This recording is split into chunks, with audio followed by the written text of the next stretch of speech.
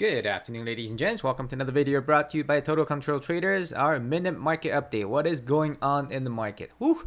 If you saw the video yesterday, you know that this is bearish market for sure. We lost that must-hold trend line. And since then, every single day between yesterday and today, we have seen a bounce early on in the day before or overnight before a big sell pressure coming in. Same with today, we saw a bounce overnight and we saw big selling coming in towards the end of the day. So this is still a bearish market. It is looking to go down. What I'm looking at is this area about 1.5% lower from where we are right now, potentially for that bounce going from here. Same with nasdaq.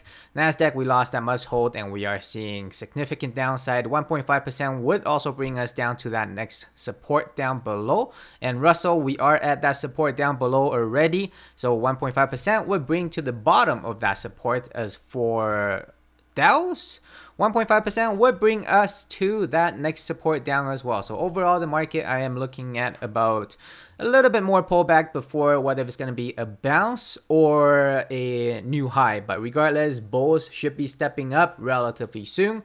Don't be early. I will see you guys in the next video. Thank you for watching.